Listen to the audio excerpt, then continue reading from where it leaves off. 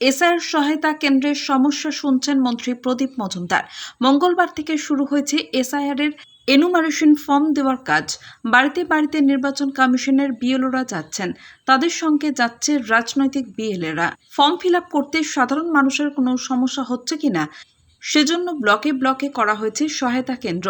দুর্গাপুরে 1 নম্বর ব্লক অফিসে সহায়তা কেন্দ্রের উদ্বোধন করলেন রাজ্যের পঞ্চায়েত, গ্রাম উন্নয়ন ও সমবায় মন্ত্রী প্রদীপ মজুমদার। তারপরে তিনি কম্পিউটার টেবিলে বসে মেলে আসা অভিযোগগুলো খতিয়ে দেখলেন।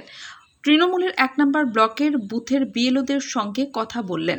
সঙ্গে ছিলেন তৃণমূল নেতা রাজীব ঘোষ, 1 নম্বর ব্লক তৃণমূল সভাপতি রাজীব ঘোষ সহ তৃণমূল কর্মী সমর্থকেরা। মন্ত্রী প্রদীপ মজুমদার বলেন, এখনো পর্যন্ত তেমন কোনো অভিযোগ আসেনি, তবে 2 জায়গায় 2টি সমস্যা দেখা গেছে। একটি বুথ বিএলওরা আসেননি, তাদের যুক্তি হচ্ছে তারা এনুমারেশন ফর্ম পাননি। আরেকটি বুথ বিএলও ফোন ধরছে না। তবে আমাদের সহায়তা কেন্দ্র শুরু হয়ে গেল, মানুষের সমস্যার কথা শোনা যাবে, সেগুলো সমাধানও করার চেষ্টা চালানো হবে। পাশাপাশি তৃণমূলের বিএলওদের হাতে এসআইআর এর যাবতীয় সামগ্রী তুলে দেওয়া হলো। অভিযোগ বা কোনো সমস্যা না, এখনো অবধি নয়। সমস্যা খুব অল্প কয়েকটা বুথে আমরা পেয়েছি, যেমন 1 নম্বরে, 79 নম্বরে। সেখানে কোনো জায়গায় বিএলওরা আসেননি, তাদের যুক্তি হচ্ছে যে তারা ফর্ম পাননি, ফর্ম পেলে আসবেন। আর একজন বিএলও তিনি ফোন ধরছেন না, তাকে বুথেও দেখা যাচ্ছে না।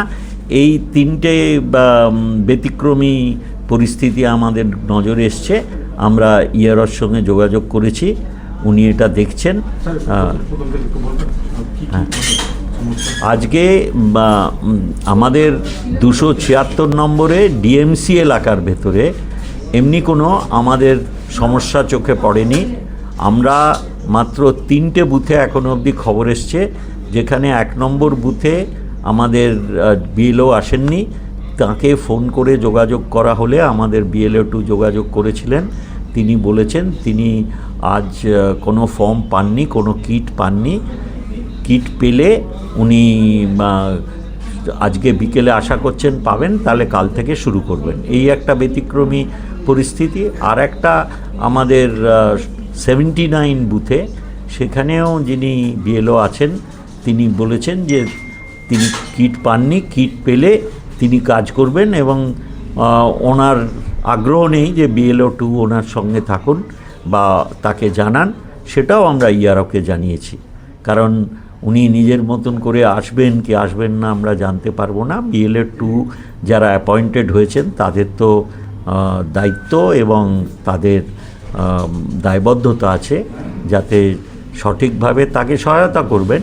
সেই জন্যেই তিনি থাকবেন এবং তার ঠিক মতন সব জায়গায় যথাযথ ফর্ম দেওয়া হচ্ছে কিনা সেদিকে তার নজরও থাকবে এবং যেখানে প্রয়োজন বিএলওকে সহায়তা করবেন।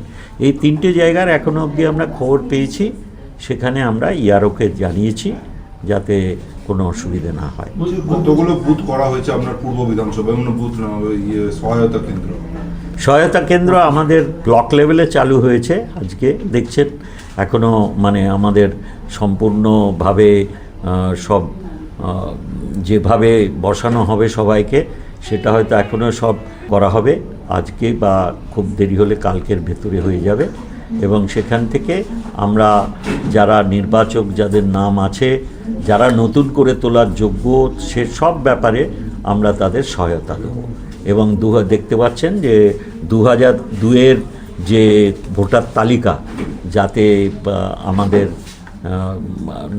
তাদের নাম আছে কি না সেটা লিপিবদ্ধ করার কথা এই ফর্মে, সেই 2002-এরও আমাদের 276 নম্বর অ্যাসেম্বলি কনস্টিটিউয়েন্সির সব 2002-এর ভোটার লিস্ট ছাপিয়ে এখানে রেডি রাখা আছে। আমাদের 1 নম্বর ব্লকের সব লিস্ট এখানেই একদম রেডি রয়েছে, যেখানে যেরকম প্রয়োজন আমরা সেই রকম সহায়তা করব।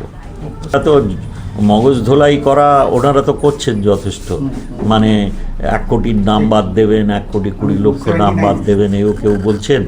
আর কেউ বলছেন যে এতে এমনিই হবে, আমরা সহায়তা করব, তার ভেতরে মগজ ধোলাই আর কি রয়েছে? আমরা তো জোর করে ধরে নিয়ে আসবো না কাউকে। দুর্গাপুর থেকে মনোজ শ্রফের রিপোর্ট, সোজা কথা নিউজ।